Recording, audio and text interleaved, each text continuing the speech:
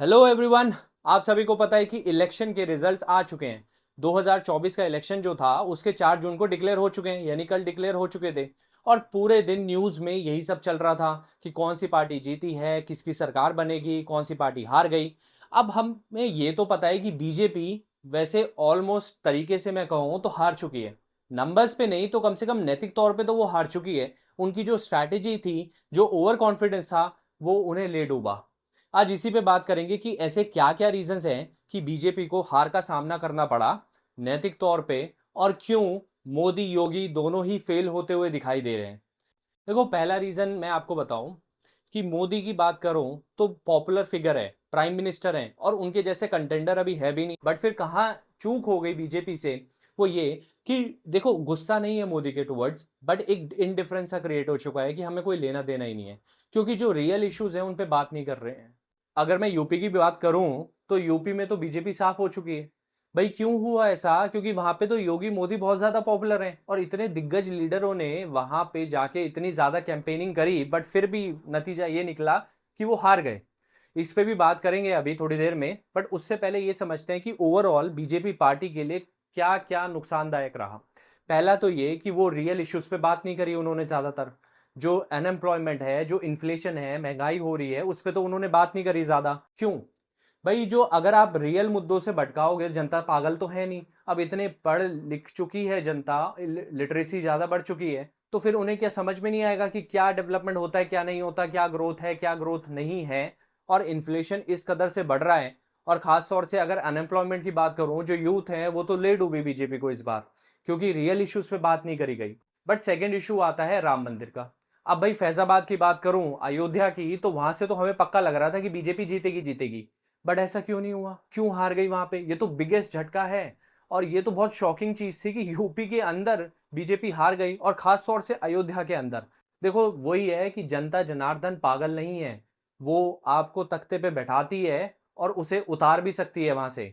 तो रीजन यही है कि आपने रियल इश्यूज पे तो बात नहीं करी, ऊपर से आप राम मंदिर करे जा रहे हो, तो उससे प्रॉब्लम तो सॉल्व नहीं होने वाली। आप सभी को पता है कि राम मंदिर वैसे भी सुप्रीम कोर्ट के ऑर्डर से बना है, उसके बाद जो जनता जनार्दन है उन्होंने काफी ज्यादा इसमें डोनेशन दी है, तो काफी सबका बड़ा रोल है। बट सिर्फ आप उसी पे तो खेलते नहीं रहोगे। आपको जो डेवलपमेंट का काम है, जो जो रियल इश्यूज हैं, उन पे तो बात करनी पड़ेगी ना, उन पे तो काम करना पड़ेगा, बट उस पे तो काम नहीं किया गया। तीसरी चीज, देखो, वैसे अगर मैं राम मंदिर की बात कर ही रहा हूं तो ऐसे बहुत से लोगों से मैंने बात करी और उनका ये कहना है कि राम मंदिर जब बन रहा था तो बहुत सारे लोगों की जमीन छीन ली गई, और उन्हें कोई अच्छा खासा कॉम्पनसेशन भी नहीं मिला। इसलिए भी लोग भड़के हुए हैं, इसलिए भी लोग गुस्साए हुए हैं, इसलिए उन्होंने बीजेपी को वोट नहीं दिया इस बार। तो चलो, बीजेपी को ये एक झटका लगा। तीसरी चीज कहूंगा ओवर कॉन्फिडेंस। ये तो कहने वाली बात बनती है कि वो बीजेपी जो है वो ओवर कॉन्फिडेंस की शिकार हो चुकी। उन्हें इतना ज्यादा ओवर कॉन्फिडेंस था कि वो अपने आप को ले डूबी। अगर मैं स्मृति ईरानी की बात करूं कि आ जाओ अमेठी से कोई भी लड़ लो, हम ही जीतेंगे, अब देख लो हार गई। तो वही बात है ना कि आप ओवर कॉन्फिडेंस के चलते, घमंड के चक्कर में लोगों को पागल समझ रहे थे। ये कॉन्फिडेंस था कि अरे हम तो जीतेंगे जीतेंगे, हम तो जीतेंगे। भाई कैसे जीत जाओगे? लोग हैं, लोग पागल नहीं है। और चौथे इशू की बात करूं तो मोदी जी का जो एक साइलेंट नेचर है ना, कहने का मतलब है कि बहुत टाइम बाद वो बोलते हैं। अगर मैं मणिपुर की बात करूं या फार्म प्रोटेस्ट की बात करूं, वैसे जो मणिपुर के इश्यू की रियलिटी है ना, वो कुछ और ही है। अगर आप चाहते हो कि मैं उस पर वीडियो बनाऊं तो प्लीज मुझे कमेंट सेक्शन में बताना, और बताऊंगा आपको कि मणिपुर की जो रियलिटी है और वहां पे क्यों इतना ज्यादा जो मणिपुर जला, वो किस वजह से जला। हालांकि यहाँ पे मोदी जी का मणिपुर के इशू पे ना कहना और बहुत दिन बाद कहना, और ऐसे जो बड़े बड़े मुद्दे हुए थे जैसे फार्म प्रोटेस्ट हो गया, तो ऐसे बहुत सारे इश्यूज हैं जो बर्निंग इश्यूज थे, उन पे ना बोलना ना एक कारण बना है जरूर, कि आप पीएम होकर के आपको स्टेटमेंट तो देनी चाहिए वहां पे। नेक्स्ट रीजन आता है आपका इलेक्टोरल बॉन्ड्स का। भाई अगर मैं बात करूं ध्रुव राठी की, तो उन्होंने उस पे इलेक्टोरल बॉन्ड्स की काफी अच्छी वीडियो बनाई थी जिसपे काफी अच्छी रीच आई उन्हें, और लोगों को कुछ ना कुछ तो समझ में आ ही गया होगा। क्योंकि एक रीजन ये भी है कि सोशल मीडिया का इंपैक्ट इस बार बहुत ज्यादा पड़ा है।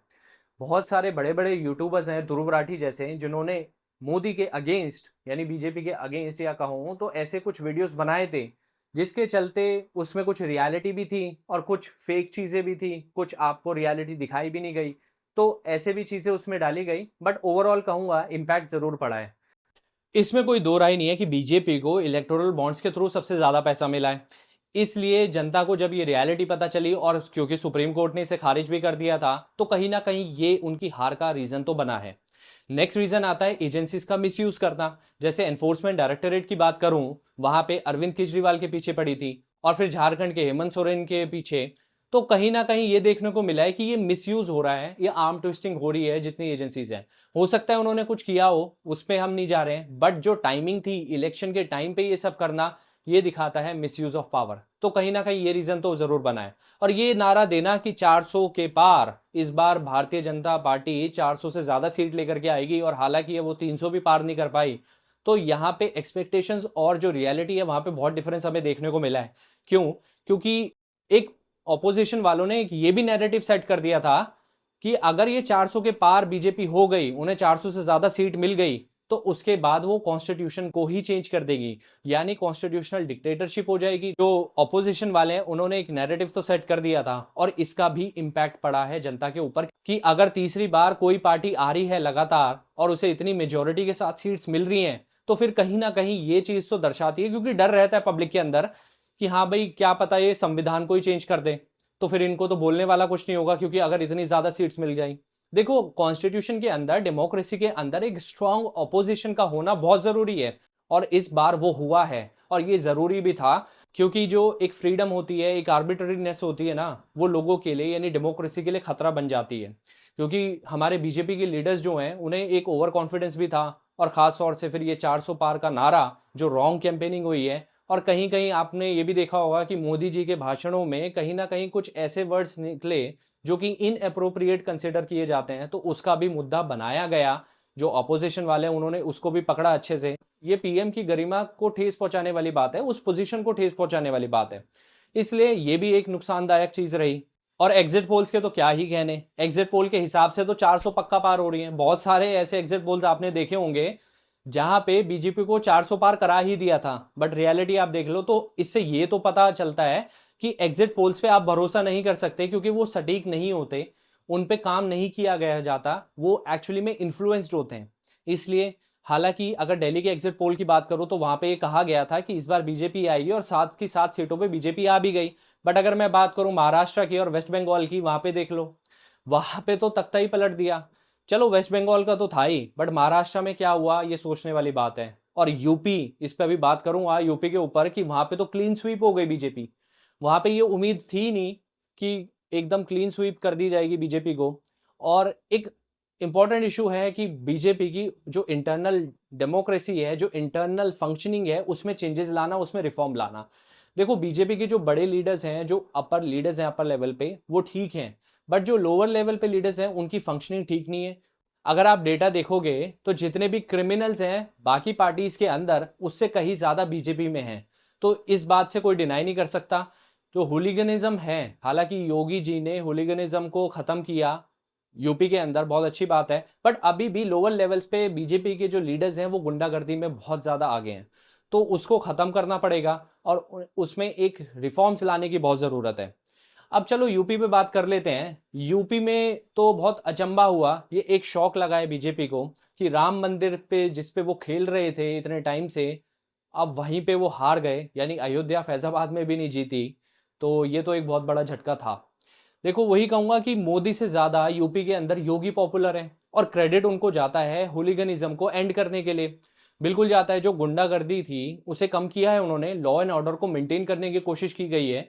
तो ये एक अच्छा इम्पैक्ट पड़ा है, इसलिए वो यूपी में सीएम बने भी रहे हैं। बट इस चीज में यानी 2024 के लोकसभा इलेक्शन में हार जाना, ये एक बहुत बड़ी हार है। ये नैतिक तौर पे उन दोनों की हार है। भाई अब ऐसा क्या हो गया कि उन्हें यूपी में हार का सामना करना पड़ा? देखो, उसके बहुत सारे रीजंस हैं, कुछ इंपॉर्टेंट डिस्कस कर लेते हैं। पहला रीजन तो ये कि वहां पे स्ट्रे एनिमल्स जो घूमते हैं उनकी समस्या बहुत बड़ी है। आए दिन खबर आती है कि किसी कुत्ते ने किसी को काट लिया, तो ऐसे खबर बहुत आती है, उस पर लगाम नहीं लगाई गई। एक वो इशू है। सेकंड है इन्फ्लेशन और अनएम्प्लॉयमेंट। भाई ये तो रियल इश्यूज हैं। अगर आप रियल इश्यूज पे बात नहीं करोगे और सिर्फ राम अयोध्या टेम्पल पे बात करते रहोगे, तो फिर क्या होगा? लोग पागल तो है नहीं, जनता जनार्दन है, ये पागल नहीं है। यही आपको तख्ते पे बैठाएगी और यही आपको नीचे भी गिरा सकती है। नेक्स्ट इश्यू है कि देखो, क्रेडिट तो जाता है योगी जी को कि उन्होंने होलिगनिज्म को एंड किया, ठीक है, बट बाकी रियल इश्यूज पे बात करनी चाहिए थी। और एक इंपॉर्टेंट, वैसे योगेंद्र यादव हैं, सेफोलॉजिस्ट हैं, उन्होंने भी कहा था, ये प्रिडिक्ट कर दिया था कि बीजेपी 70 सीट को तो छोड़ो 60 भी कर जाए तो बहुत बड़ी बात है, और यहाँ पे 60 तो छोड़ो उसका आधा भी नहीं हो पाया, लगभग उसका आधा हो पाया है। तो यानी ये उन्होंने तो वैसे प्रेडिक्ट कर लिया था कि 15 पार्लियामेंट्री कॉन्स्टिट्यूंसी में बहुत हजारों रूरल वोटर से उन्होंने बात करी थी, और ये एक प्रेडिक्शन अच्छी थी कि बीजेपी इस बार सारे कास्ट से अपना वोट खो देगी। और नेक्स्ट रीजन वही है कि अगर तीसरी साल यानी 5 साल 10 साल हो गए और 15 साल में भी अगर यही पार्टी आएगी तो फिर डिक्टेटरशिप तो बनती है, ऐसा लोग सोच रहे थे, क्योंकि ऑपोजिशन वालों ने ये नैरेटिव सेट कर दिया था। अब एक रीजन और भी है कि जैसे मैंने बताया कि जो लोकल लीडर्स हैं, जो लोअर लेवल पे बीजेपी के लीडर्स हैं ना, उनके अगेंस्ट बहुत सारी कंप्लेंट्स है लोगों की। क्यों? क्योंकि वो बहुत ज्यादा गुंडागर्दी करते हैं और उनके ऊपर लगाम लगाई नहीं जा रही है। बीजेपी के जो बड़े लीडर्स हैं वो तो ठीक हैं, बट नीचे जो लोकल लीडर्स हैं, जो लोकल लेवल पे लीडर्स हैं, उनको सुधारने की बहुत ज़रूरत है, उन पे लगाम लगाने की ज़रूरत है, और पार्टी में एक रिफॉर्म की ज़रूरत है। तो ये कुछ इंपॉर्टेंट रीजन थे जिसकी वजह से बीजेपी नैतिक तौर पे हार चुकी है, और खास तौर से यूपी में। तो आई होप ये रीजंस आपको सारे समझ में आ गए होंगे। अगर मेरी बात से आप एग्री करते हो तो कमेंट सेक्शन में ज़रूर बताना, और अगर लगता है कि मुझसे कहीं ना कहीं कुछ मिस्टेक हुई है या कोई पॉइंट छूट गया तो उसे भी कमेंट सेक्शन में ज़रूर बताना। Thank you.